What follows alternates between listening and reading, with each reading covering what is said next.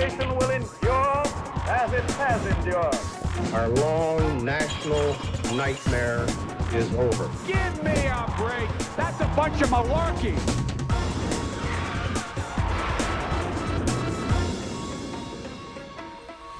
Time once again to take off for Planet America. I'm John Barron. And I'm John Licciardello. This week, another death at the hands of US police as the trial of George Floyd's alleged killer wraps up. America has paused a COVID vaccine just as another wave of new infections hit. And I'll have the inspiring story of America's first black baseball star, Jackie Robinson. All that and so much more, but first... It began as a seemingly routine traffic stop on a Sunday afternoon in Brooklyn Center, just outside of Minneapolis in Minnesota.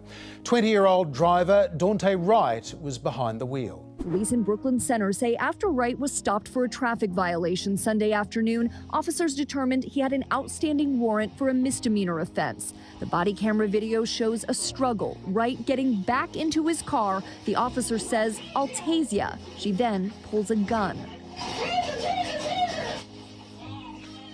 firing a single shot at Wright. Dante Wright's car speeds off for a couple of blocks before colliding with another vehicle. Paramedics tried to save his life, but he was pronounced dead at the scene. In that moment, Dante Wright became one of almost 1,000 Americans killed by police each year. And as a young black male, he was in the highest risk group. Overall, African Americans are killed by police at more than twice the rate of white Americans. Officer Kim Potter, herself a 26-year veteran of the force, claims she made a mistake, thinking her service pistol was a non-lethal taser stun gun. Her police chief, Tim Gannon, says he believes her. As I watched the video and listened to the officer's commands, it is my belief that the officer had the intention to deploy their taser, but instead shot Mr. Wright with a single bullet. This appears to me, from what I've viewed and the officer's reaction and distress immediately after, that this was an accidental discharge. Dante Wright's family aren't buying it. Police say she accidentally grabbed the gun instead of the taser. You don't accidentally grab something, point it at them, not realize what you have in your hands. It's just not true. If it was an accident, it is a baffling one. According to the manufacturers of the gun that Potter fired at Wright, a loaded Glock 17 weighs 730 grams. With a larger capacity magazine, it can weigh as much as 1 kilogram. Tasers, on the other hand, are much lighter, typically weighing less than 300 grams. The two weapons look very different as well, even if the grips are similar, and department protocols dictate that officers wear their guns on their dominant side, right for right-handers, and tasers on the opposite side to reduce the risk of confusion. The Brooklyn Center Police Manual also says reasonable efforts should be made to avoid targeting the head, neck, chest, and groin. Dante Wright was shot squarely in the chest from point-blank range. Even a taser to the chest can be lethal, and it was all over something pretty trivial. He called me at about 1:40, said he was getting pulled over by the police. And I said, well, why did you get pulled over? He said they pulled him over because he had air fresheners hanging from the rearview mirror. Officer Potter, who is the former head of the local police union, announced she's quitting the force. I believe it is in the best interest of the community, the department, and my fellow officers if I resign immediately. Kim Potter has now been charged with second-degree manslaughter. Chief Gannon also quit, although experts point out resigning is different to being sacked. It can mean you keep your pension and can even re-enlist in another police force. Anti-police violence protests erupted in the hours following the shooting and continued for several days, despite a state of emergency and a curfew being imposed. Minnesota National Guard deployed. Dante Wright! Dante Wright! Police deploying tear gas to clear the crowds. Oh, more flashbang grenades. Thankfully, cooler heads have largely prevailed, at least so far. But back to ex-officer Potter, who does seem to have thought she was tasering Wright. You played part of the footage before. This is her whole transcript. I'll tase you. I'll tase you. Get clear. Get clear. Taser. Taser. Taser. Shit, I shot him. I shot him. And it's not like this kind of thing hasn't happened before. In the last 20 years, there have been at least 16 cases of cops trying to tase someone and accidentally shooting them. But whether it's an accident or not, Potter is still in some serious legal strife. She's already been charged with second-degree manslaughter, which carries a maximum penalty of 10 years. And all they need to prove is that she caused a death through her culpable negligence. Sounds like a pretty straightforward case to me, which is good because police who kill people often get away with it. An NPR investigation found 135 fatal shootings of black people since 2015, and for at least 15 of those officers, the shootings were not their first or last. They've been involved in 2, sometimes more than 3 shootings, often deadly and without consequences. So consequences are good. Although not good enough for lefty rabble-rouser Rashida Tlaib. She tweeted that it wasn't an accident. Policing in our country is inherently and intentionally racist, and adding no more policing, incarceration and militarisation. It can't be reformed. No more policing, she says. Well, unlike Tlaib, I'd argue that there are some obvious reforms on the table, like this idea of pulling drivers over for missing tags or for hanging air fresheners on their rearview mirror. That's not great. 11% of police killings were initiated from traffic or pedestrian stops. And in nearby St Paul, black drivers were found to be a little over 3 times more likely than white drivers to be pulled over. So maybe police could stop pulling people over for minor offences, which create unnecessary opportunities for tragedy. That is exactly what Berkeley has done. They've banned the stopping of drivers for offences that aren't safety related, like for instance broken tail lights or even rolling through a stop sign if no one's around. They just did that, so let's see how that's going to go. Another easy reform would be to train police to not be so on edge when they're conducting traffic stops. Officer Potter, for example, clearly panicking. Officers are killed during 1 in every 6.5 million routine traffic stops, while assaults occur once in every 7,000 stops, and serious assaults are more like once in every 360,000 stops. So panic not necessary, but the most welcome reform would be to make some of these charges against officers stick. So I think people are going to be paying pretty close attention to what happens to Potter. Yeah, they sure will, Chaz. Dante Wright was killed just a few kilometres from the scene of last year's death of George Floyd. And the trial of his alleged killer, former police officer Derek Chauvin, has been taking place over the past fortnight there as well, adding to racial tensions in the city of Minneapolis. You'll remember George Floyd died in May last year, sparking international Black Lives Matter demonstrations after Officer Derek Chauvin knelt on his neck. We learned last week that kneel went on for about 9 minutes and 29 seconds, a full 43 seconds longer than had been previously reported.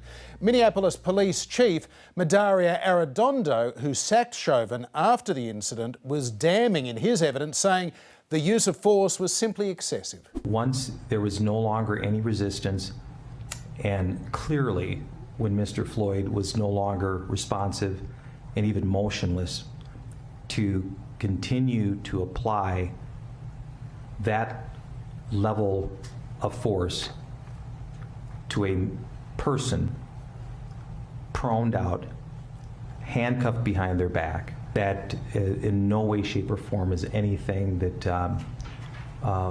is by policy. It is not part of our training, and it is certainly not part of our ethics or our values.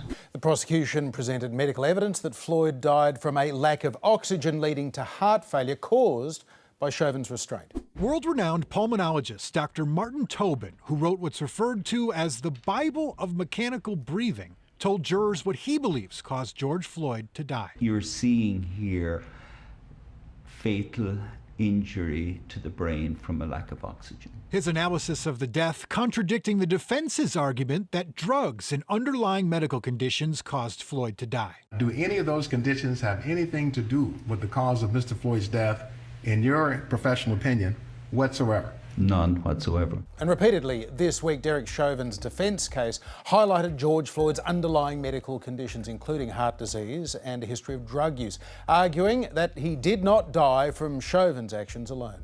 When you put all of those together, it's very difficult to say which of those is the most accurate. So I would fall back to undetermined. Now, if we in this particular case. Now, that former medical examiner also suggested that fumes from the car's exhaust could have been a contributing factor in George Floyd's death, although that did not stand up at all well under cross-examination. Do you know if, in fact, the car was on or not? You didn't see any information or data from anybody who says, I either turned the car on or I'm the one who turned it off. You didn't see either one, did you? Correct. Oops. Defence has also been throwing out the argument that Chauvin wasn't actually employing a neck restraint, but instead he applied the much safer prone hold on George Floyd's shoulder blades. You can see Mr. Floyd's head in that area? Yes, sir. And Mr. Chauvin, Officer Chauvin's knee between the shoulder blades of Mr. Floyd? Yes, sir. Does this appear to be a neck restraint? No, sir. Does this appear to be a prone hold that an officer may apply with his knee? Yes. And that would have been a much more effective argument if Chauvin's police chief hadn't already thrown him under the bus, as you noted, John. Defence have also presented yet another expert saying that George Floyd died of a combination of his heart condition and fentanyl. But bottom line, it's hard to get past the medical examiner who actually first looked at Floyd's body and found this. In my opinion, the law enforcement subdual restraint and the neck compression was just more than Mr. Floyd could take by virtue of those heart conditions. In other words, he had all these other issues, but it was the kneeling that actually killed Floyd. But I guess we'll see what the jury think. Yeah, and we may not have long to wait either, because the defence rested earlier today. Chauvin did not take the stand at any stage. He invoked his Fifth Amendment right against self-incrimination. Earlier today as well, officials in Chicago released disturbing footage of the police shooting of a 13-year-old boy named Adam Toledo late last month. Adam was with a 21-year-old who's now accused of firing a gun at a car at about 2:30 in the morning, then handing that gun to the young boy, who was then fatally shot by the officer when he had his hands up. Advocates of criminal justice reform argue that racism is at the centre of a lot of these police killings. With us is Mark Claxton, a former New York City police detective and founder of the Black Law Enforcement Alliance. Mr. Claxton, welcome to Planet America. Thank you, John. I appreciate the invitation. What were your thoughts this week watching Officer Potter's body cam footage? Was this just a terrible mistake? Can a police officer really confuse a taser with their gun? You absolutely should not, as a trained police professional. You know, both weapons are located in different parts of your gun belt, your equipment belt. And most significantly, you should be paying attention to what you have in your hands as you are even engaging with the civilian population or someone who may be in a position where they're not being totally compliant. You have to know what you have in your hands. So this is not an issue or a matter of difficulty in tactics or some tactical error. There's something deep-seated about what occurred there. And what do you think that deep-seated thing is? The deep-seated thing is the toxic police culture, which is based and rooted in bias, both implicit and explicit bias. That's rooted in intolerance, too often rooted in racism. And it's a mentality or a perception and a practice in policing, unfortunately. It's become a practice that you treat Black individuals, Black people, Black citizens, as if there is a predisposition to criminality. So in essence, you treat Blacks as if they are suspects before establishing that there is even a crime committed. And too often what occurs is that police police officers go out into the communities, particularly the communities of color, and engage in overly aggressive, sometimes over-militarized enforcement of the laws, as opposed to being there to serve and protect. It really becomes much more aggressive and hostile. And too often, those interactions between innocent civilians, and that's important to note, but between innocent civilians and the police officers end up being fatal. I wonder, Mr. Claxton, given that these days, of course, we're seeing more and more of these incidents that are happening in public, in traffic stops, out on the street, such as George Floyd, being captured by iPhones as well as eyewitnesses. But of course, the majority of police-related killings happen behind closed doors, many hundreds of them each year. Is it fair to say that there are a lot more unjustified killings going on that we just never hear about? The short answer to your question is yes. We're dealing with a new phenomenon over the past several years, and that is the increased video that comes out in regards to police interactions. But I want people to consider for a second how many years, decades, there have been concerns expressed by the Black and brown communities about over-aggressive policing, police brutality, and even police criminality. But yet there was no video to support those allegations. Now we have video. Now it's more pervasive. Now individuals, everyone's carrying a camera around with them, you know, in the form of a cell phone. So we're seeing it videotaped more often. It's not necessarily that it's occurring more often. It's just that now we have video to show and display for people. Of course, Mark Claxton, all of this is happening literally just kilometres away from the scene of not just George Floyd's death, but the trial of the former officer Derek Chauvin accused over his killing. Were that case to lead to an acquittal, how concerned are you that Minneapolis is now a tinderbox and that we could see a repetition of the 1990s LA riots? I'm always concerned about the possibility of violent reaction.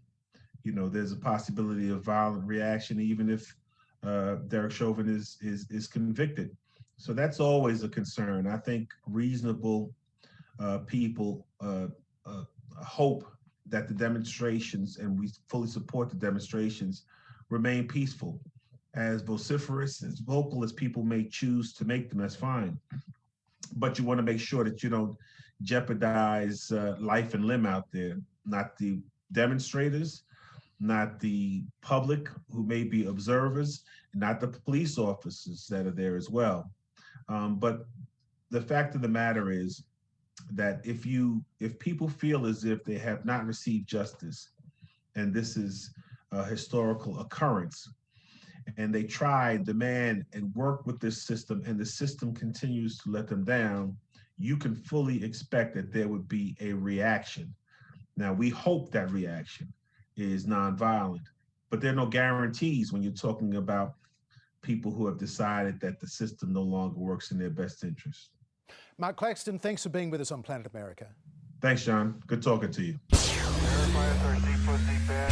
Meanwhile, Chaz, could this be the future of policing? New York City police are trialling a robotic police dog known as Spot. It's already been deployed a number of times, including after a shooting in Brooklyn last October. It's essentially a surveillance drone on legs, I suppose. It uses AI to get around and it feeds remote video back to its handler. But some lawmakers are already really worried that this could be fitted with a weapon someday. The DigiDogs are being trialled in 3 states, with more expected to follow. Although they could be an option for the first family, Chaz, because there's more news this week about 3-year-old German Shepherd Major Biden, who's being sent away now from the White House for professional help following at least 2 biting incidents at the White House in the last month. And this week we found out that either he or Champ had pooped on the carpet as well. But while we're on the subject... I think you're a good boy. He is a good boy.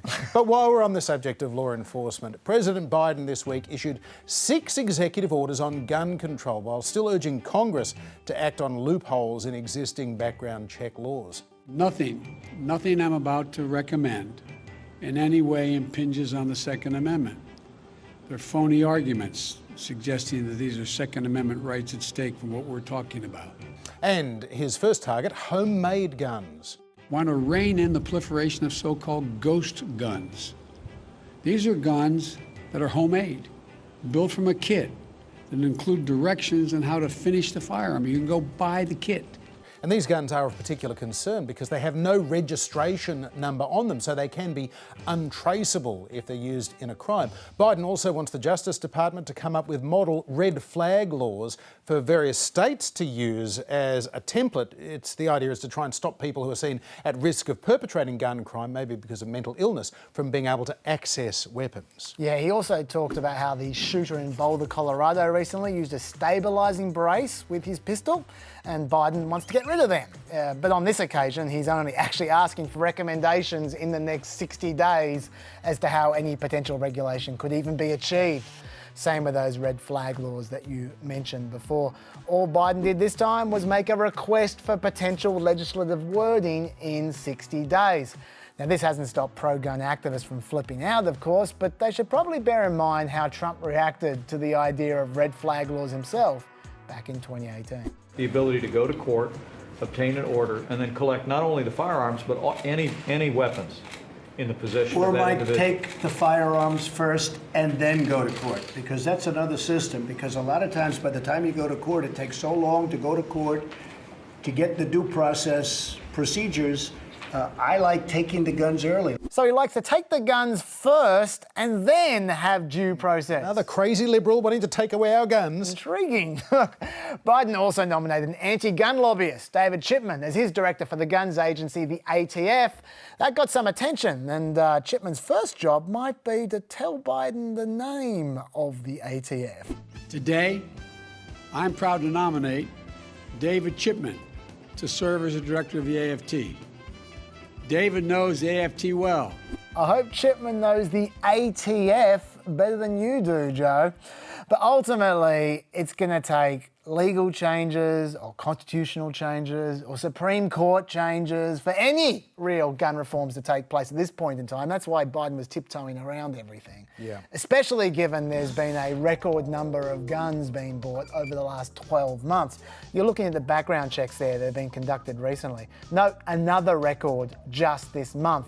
Guns everywhere. It seems like a lot of Americans have pretty much given up on gun reform and have just opted to protect themselves with guns of their own. Yeah, and you can't escape the fact that one of the reasons why America's police are so trigger happy is there are more than 300 million guns out there, and there could be one in the glove compartment of that car they're pulling over. Now this week, the US Centers for Disease Control and the Food and Drug Administration announced a pause in the use of the Johnson & Johnson coronavirus vaccine following growing evidence it could be associated with the same very rare form of blood clotting associated with the AstraZeneca vaccine. More than 6.8 million doses of the J&J vaccine have been administered in the U.S., and of those, the CDC and FDA are reviewing 6 reported cases of this rare and severe type of blood clot.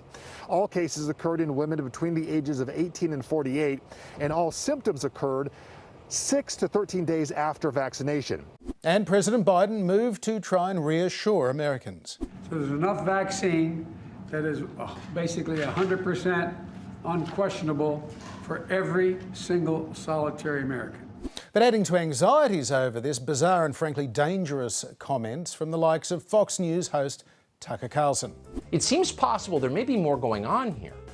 Really? Tucker went on to suggest 2 things. 1, vaccines are more dangerous than is being let on, and 2, maybe they don't even work anyway. What is this about?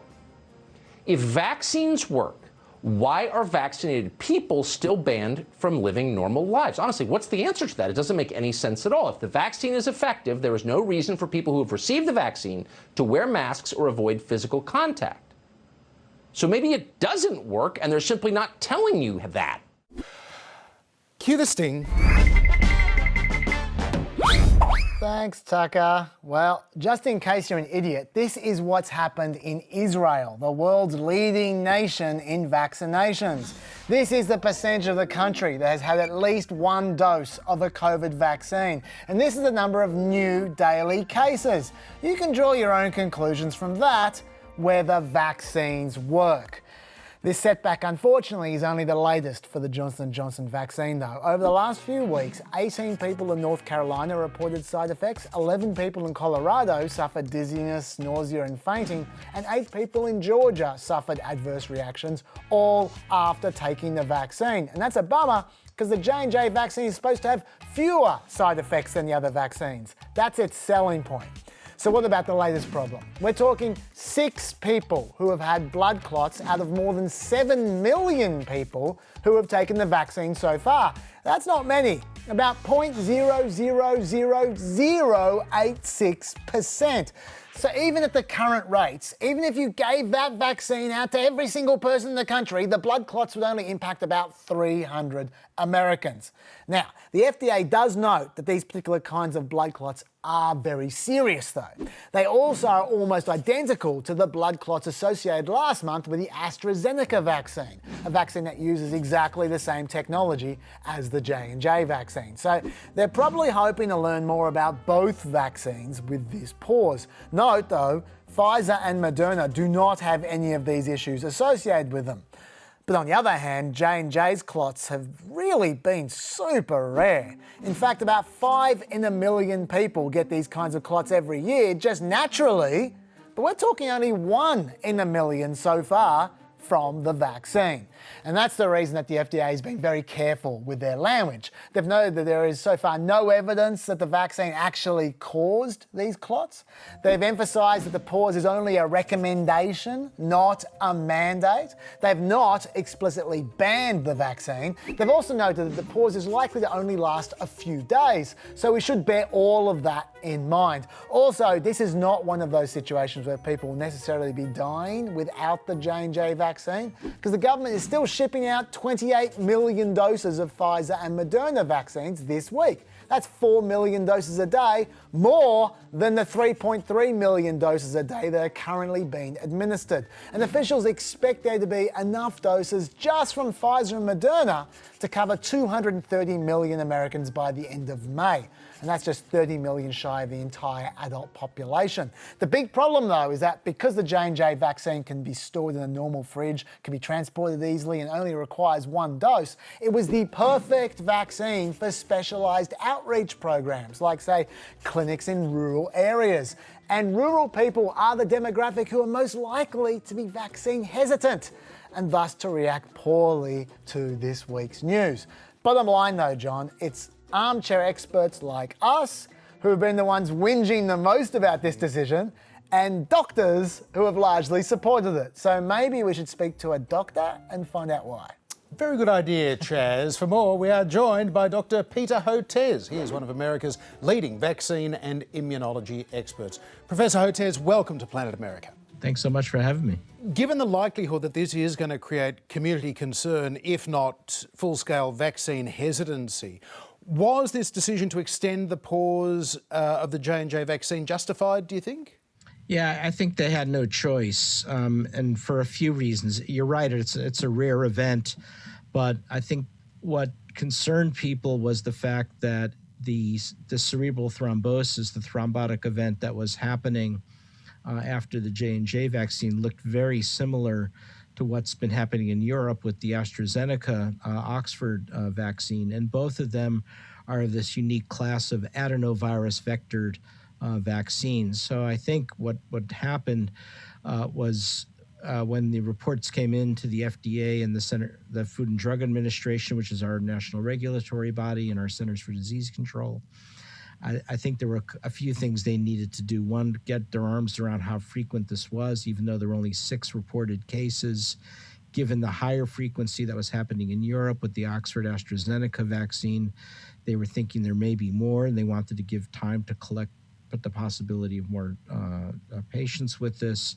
They also wanted to put an advisory out to the docs to not give heparin, and heparin is what physicians will often give for clotting disorders, but for this particular type, it's actually counterproductive. So they wanted to send that advisory, and I think they really needed the time to confer with their European counterparts at the European Medicine Agency and the MHRA in England to really combine forces and really understand why it might be that adenovirus vectored vaccines might be causing this type of phenomenon, if that's the case. Professor, as you said, this is reminiscent of what happened to the AstraZeneca vaccine, but the AstraZeneca vaccine was cleared of being particularly problematic in Europe. So shouldn't that have provided some reassurance? Well, it was cleared, but still now a number of countries have either continued the pause or extended the pause, and now we're seeing additional countries now put it on hold as well. So, and that kind of waffling has not been good for vaccine confidence either. So I think people needed time to really set some firm policies around both vaccines, and that may be what's going on as well. And Peter Hotez, in your view, should countries like Australia, where AstraZeneca is the dominant vaccine, be looking at a pause rather than the current restrictions on it being administered to the under 50s? Well, I think we are worried about variants coming in, and it's still a pretty worrisome disease. What happened in the U.S. With the J&J vaccine, it was predominantly premenopausal women, so younger women that had this problem. So it does seem to disproportionately affect younger age groups. And, this is one of the problems with the science policymakers globally. Everybody focused on innovation. Everyone focused on brand new technology vaccines. And we wound up making some very interesting vaccines like the mRNA vaccines and the adenovirus vectored vaccines. But the only problem with that is, for the case of the mRNA vaccines, it's still an immature technology, so we can't scale it up really outside of North America and Europe and maybe a couple of other countries. And for the AstraZeneca vaccine, for the adenovirus vectored vaccines, we've never given it to anything resembling this number of people, and so then it introduces added risks. Now, Professor, there may be blood clotting going on with the J&J vaccine, but there's a much higher rate of blood clotting going on with, say, aspirin or ibuprofen. So why aren't they being taken off the market? Well, it's not so much blood clotting per se, it's this particular type of blood clot, the cerebral thrombosis, which has very high morbidity and mortality. And I think that's what's making people concerned. If it were deep venous thrombosis, even though that can be very serious as well, if that were the predominant one, I think people would be less concerned. It's the fact that it's this unique type of clotting disorder. And now we have an idea of the mechanism. So a group out of Germany has shown that these adenovirus vectored vaccines, like the AstraZeneca Oxford vaccine, seem to induce a particular type of antibody that binds to platelets and activates them. It recognizes this PF4 antigen, and that's what seems to be associated with it. So I think getting our arms around how frequent this is, and if we could do a surgical strike in terms of getting our arms around the specifics of populations that seem to get this, that would help a lot. So for instance, with the premenopausal women who've gotten this in the US from the J&J vaccine, what was it about? Was there anything unique about them? Are they in the immediate postpartum period? Because we know that women who just deliver babies are more at risk for thromboembolic events. Or were they on birth control? Or were they smokers? And so this pause will kind of help give a window on whether there are any specific risk factors, so that that's what I mean by surgical strike. If we can really narrow that down, then we can just recommend to that particular group not to get any of the adenovirus vaccines, but for all the others, we can move forward with some comfort level. And Professor, how do you communicate the appropriate level of concern and put the risk in a proper context right now, particularly when there are media outlets like Fox News, as well as anyone with an internet connection, that seems to be wanting to stoke fears and fan concerns? Yeah, no, this is really a problem, and what Fox News has been doing, I don't understand it. Tucker Carlson's been going on these anti-vaccine rants, and Laura Ingram's been going after me and Dr. Anthony Fauci and others. It's I don't know why they're doing this, but amplifying pro-vaccine messages and explaining all this is not enough. We've got to take the next step now and realize that the anti-vaccine movement is now become a full-on empire. It dominates our internet. It dominates e-commerce platforms. If you go to Amazon.com and look up books on vaccinations, it's almost all fake anti-vaccine COVID conspiracy books. And we have to do something about it.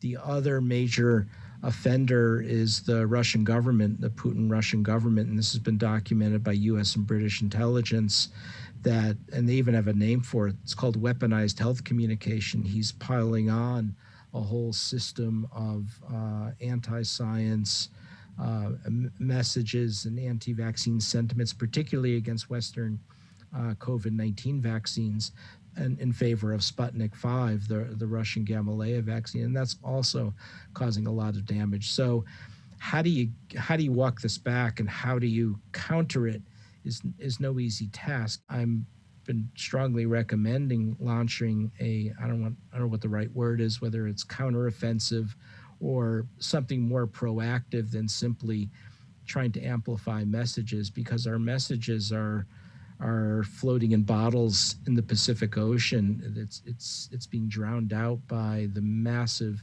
anti-vaccine misinformation and disinformation, and the difference between the two is disinformation is deliberate. Professor Peter Hotez, thanks very much for being with us on Planet America. Thank you. And of course, Chaz, all of this is coming at a very delicate time for the pandemic in the United States. Just as the vaccination rate is going up, we're seeing some major spikes in new infections, particularly centred around the state of Michigan. Yeah, Michigan's the problem area in America at the moment. While across most of America, new cases have either flattened out or only gone up slightly, in Michigan, new cases have actually seen a massive spike to their highest levels ever. And it's not just cases. Hospitalizations have also seen record numbers in Michigan, which means deaths aren't going to be far behind. Unfortunately, the super contagious British variant has taken root there before enough people have been vaccinated to contain it. 57% of the cases in Michigan are the British variant, but the rest of America definitely looking better. 47% of Americans, almost a majority, have now received at least one shot. 29% are now fully vaccinated. Over 79% of seniors have received at least one shot, so that should reduce deaths markedly. Furthermore, Pfizer has just applied for an authorisation to vaccinate 12 to 15-year-olds, which is great news for schools reopening. The most recent polling for NPR found about a quarter of America still flat out refuse to take the vaccine, with 5% more people being undecided. That's all an improvement. But those hesitant people are very stubborn, with 54% of people who have taken the vaccine still being worried about catching COVID, but only 29% of people who refuse to get the vaccine being worried about catching COVID. This is how Pete Buttigieg has tried to reach out to, say, evangelicals. You know, sometimes I've heard people I care about saying, if I'm faithful, God's going to take care of me. And I guess what I would hope they might consider is that maybe a vaccine is part of God's plan for how you're going to take care of yourself. An interesting argument. On the other hand, the COVID deniers have some pretty powerful arguments of their own. You know, I guess I would ask you, because I'm addicted to truth, logic, and common sense, and my common sense meter would demand the answer to, why weren't we shut down for COVID 1 through 18? There was a COVID 1 and there was a COVID 2, 3, 4, 5, 6, 7, 8, 9, 10, 11, 12, 13, 14, 15, 16, 17, and 18. COVID 1 through 18 didn't shut anything down, but whoa, COVID-19. God help us all, John. I think we've identified a truly dangerous clot right there. Now, baseball. It's often referred to as America's pastime. It's also been something of a bellwether of American society, particularly around the issue of race. And last week, we saw a Major League game relocated in protest at Georgia's new election laws. And this week marked a very important anniversary. April 15th, 1947, 28-year-old Jackie Robinson is up at bat for the Brooklyn Dodgers against the Boston Red Sox at Ebbets Field. Wearing number 42, Robinson helps spark a Dodgers comeback, and he goes on to be named Rookie of the Year. 2 seasons later, he was voted the league's most valuable player, a feat made more remarkable because Jackie Robinson was the first African-American ever to play Major League Baseball, breaking what was then known as the colour line. Black players were banned from the emerging professional baseball circuit in the late 1800s, so they formed their own Negro League. Players, crowds and stadiums remained segregated for the next 60 years. Before the Second World War, Jackie Robinson had been a star athlete at the University of California, excelling at track, basketball and football, as well as baseball. He served in America's segregated military in World War II and was court-martialed for refusing to sit at the back of the bus. In 1946, Brooklyn Dodgers general manager Branch Rickey wanted to tap into the talent of the Negro League. He interviewed Robinson to become the first black major league player, but he wasn't just interested in sporting ability. He had to know that he would be called these names and his mother would be attacked, and his ancestry, as I put it. Well, I asked him what he would do. I'd kill him.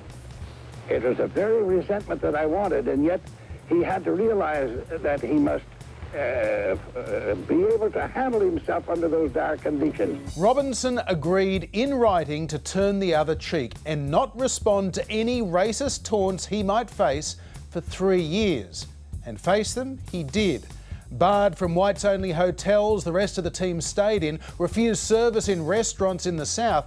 Even some Dodgers players didn't want to play alongside a black man. But the worst abuse came from the manager of a rival team, Philadelphia Phillies manager Ben Chapman, who hurled racist taunts at Robinson from the dugout. Chapman mentioned everything from thick lips to the supposedly extra-thick Negro skull, which he said restricted brain growth to an almost animal level compared to white folk.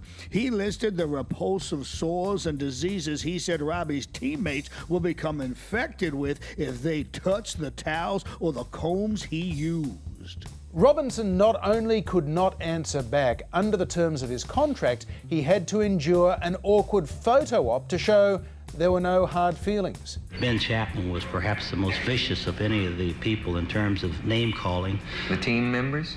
Some members of the team, but there is a fellow by the name of Lee Hanley on that ball club that came down to first base when I was there and apologized for the Phillies. He just says, I just want you to know all of us don't feel that way, but it's been led by the manager, and many of the guys are doing it simply because of instructions, I would have to imagine. But it did give me a good feeling to know that in spite of what was coming out of the Philly dugout, one guy would come down and say he's awfully sorry. Ben Chapman later defended his remarks by saying he was just testing out Jackie Robinson like he would any rookie. Meanwhile, Robinson let his talent do the talking, fast becoming one of the top players in the game. Did you see Jackie Robinson hit that ball? It went zooming across the left field wall. Yeah, boy. Yes, yes, Jackie hit that ball. And when he swung his bat, the crowd went wild because he knocked that ball a solid mile. Yeah, boy. Yes, yes, Jackie hit that ball. 3 months after Jackie Robinson debuted for the Dodgers, Larry Doby became the second black major leaguer with the Cleveland Indians. In August 1947, Don Bankhead pitched the first game for the Dodgers. A year later, Roy Campanella, another Dodger, became the first African-American catcher in the major league.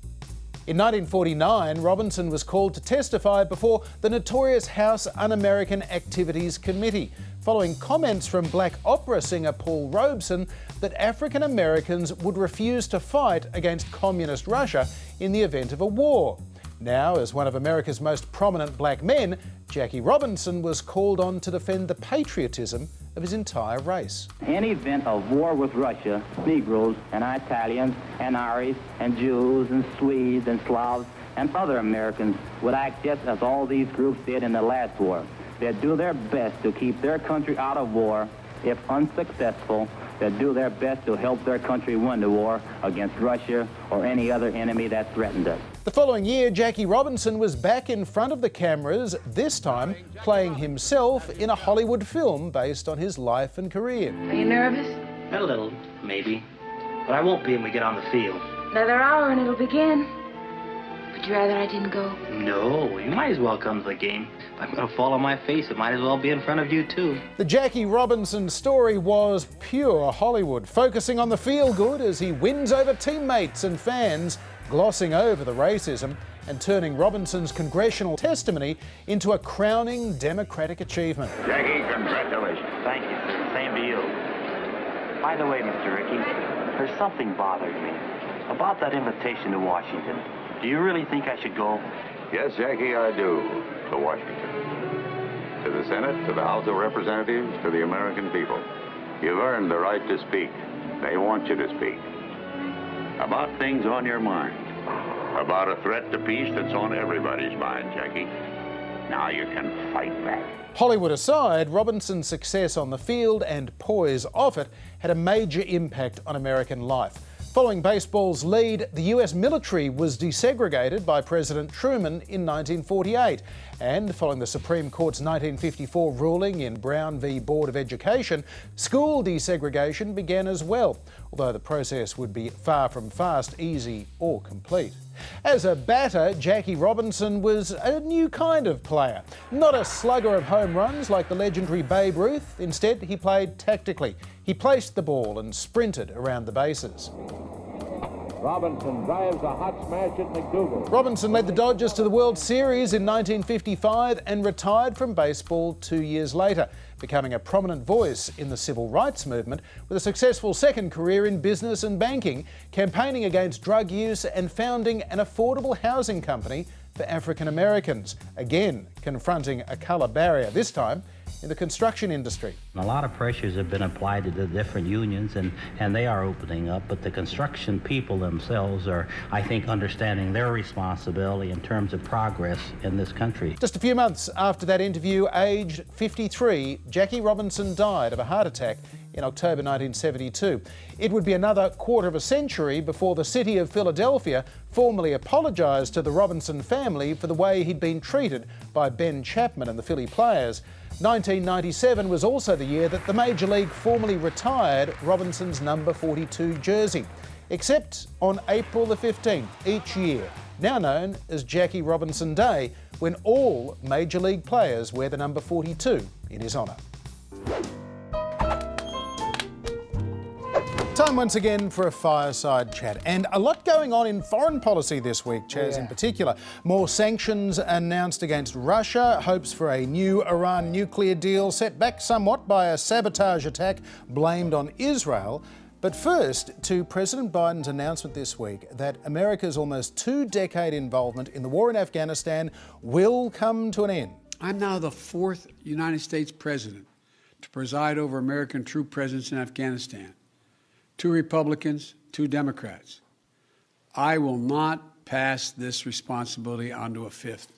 I've concluded that it's time to end America's longest war. It's time for American troops to come home. And his deadline to bring them home is interesting. September the 11th, the 20th anniversary of the al-Qaeda attacks on the United States that were planned in Afghanistan and triggered the US-led invasion. Joe Biden, the first president to reject the Pentagon's opinion that any withdrawal has to be based on conditions on the ground. Basically, Chaz, he's saying the conditions are never going to be perfect on the ground. The last 20 years has proven that. Remember, Joe Biden, as a senator, head of the Senate Foreign Relations Committee in 2001, all for the invasion of Iraq, and his record since then has been kind of a little bit out of step as well.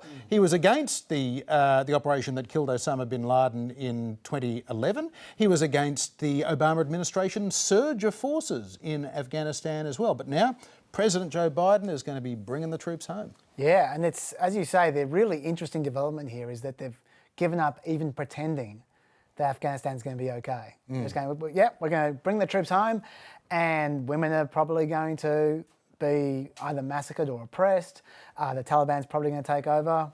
What are we going to do? Yeah, and it's interesting though, because Trump had already signed an agreement last year, President Trump, saying that US forces were going to withdraw on the 1st of March this year. Biden has postponed that, but by only 4 months, and in doing so, he's now the one getting Mitch McConnell saying, you're cutting and running, Joe Biden. Even Maggie Hassan, Democrat of New Hampshire, is saying we shouldn't be setting a timetable for this. This is what we've been avoiding doing all along. It has to be the right time, not a fixed time. And some people have made the point that what you get from pushing the timetable back from the 1st of May through to September 11th, all you've got is 3 months to lose potential troops. But you do get something, and that is that what Trump's withdrawal involved was just America withdrawing.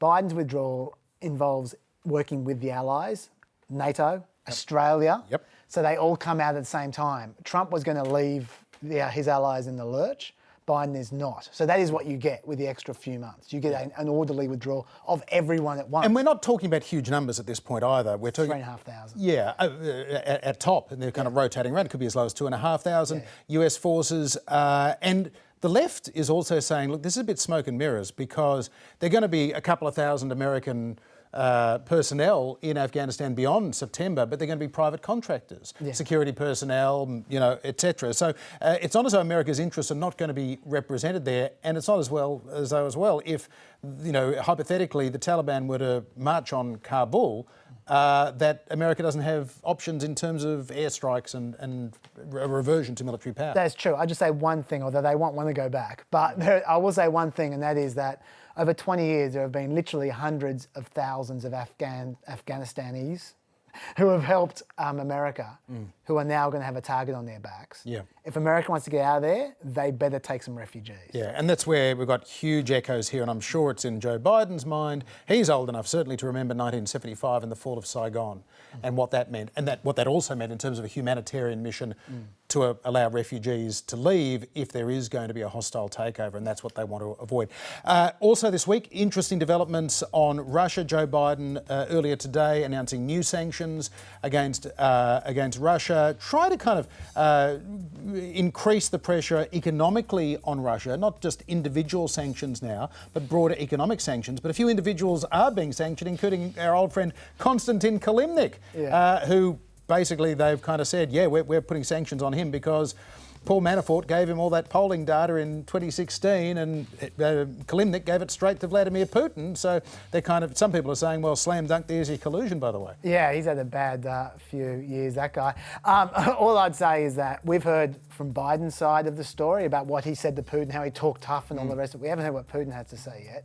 So I will be interested to see how this plays out. It certainly is. Right now, though, 80,000 Russian troops are very close to the Ukrainian border as the sort of pro-Russian insurgency in eastern Ukraine continues. So a lot of concerns that maybe that we're not going to see another Crimea in eastern Ukraine, but there's been sort of described as being kind of the a bit of the sort of the Kath and Kim gambit. It's the look at me from Vladimir Putin. Just as Joe Biden is focusing on other parts of the world, Russia is saying, hey, don't forget about us. We're a pain in your neck too, and we want to get something in return. As well, this week we had attempts to restart the talks between the United States and the Iranians in Vienna to re-enter the Iran nuclear agreement, just as it seems Israel and Mossad are up to sort of dirty tricks, setting off blackouts and interfering in Iran's nuclear program. Yeah, it's not entirely clear what happened. Like there have been talks of a cyber attack. It now appears it might have been a bomb. That took out the entire power source and the backup power source of centrifuges and took out a whole bunch of centrifuges as well. The day after Iran, possibly foolishly, boasted about their new centrifuges and how good they were going to be. And then Israel took them out. Now, what we heard was that this is then going to take out Iran's nuclear program for at least 9 months. But then Iran announced that they were going to enrich their centrifuges use their centrifuges to enrich uranium by an even greater percentage now. So I don't know who's lying, who's not. At the moment, there's a lot of propaganda going around. But we know that they took a hit. We know that for sure. We do, but we also know that nobody thinks that unless Israel wants to use its own secret nuclear weapons against Iran's emerging nuclear weapons program, Israel doesn't have the capacity with bunker busters to actually destroy Iran's nuclear capacity. You need diplomacy to do that. You can't do it with bombs, but we'll see. Hey, before we go, you've got some malarkey. That's a bunch of malarkey. Yes, this is some first-rate malarkey I've got for you today, John. Reuters filed an exclusive report about the administration considering a conditional cash transfer program to help economic woes in Central American countries, as well as sending them vaccines to try and reduce the push factors for illegal immigration.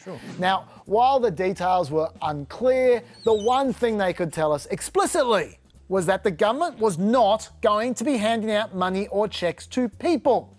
So, the New York Post took that Reuters story and they changed Central America in the headline to Central Americans. And those two letters make a big difference, especially to people who don't read past the headline. Not only do they imply that the government will do the very thing that they promised not to do, but they turn the story into an instant outrage. As far as sending payments to Central Americans not to come, that's the single most dumb idea I've heard in my entire career. That would indeed be a dumb idea if anyone was proposing to actually do that. But that story was huge in Foxlandia for about 24 hours. They were all covering it. It was all based on a complete fiction from the New York Post. Pure, unadulterated malarkey, John. That is one word for it, Chaz, that's for sure. And that's it for another trip to Planet America. We'll see you back here at the same time next week. You can also catch up on iView, YouTube and Facebook. And there's a new pet podcast for you all as well, coming the last 3 weeks. Oh my God! Bye-bye.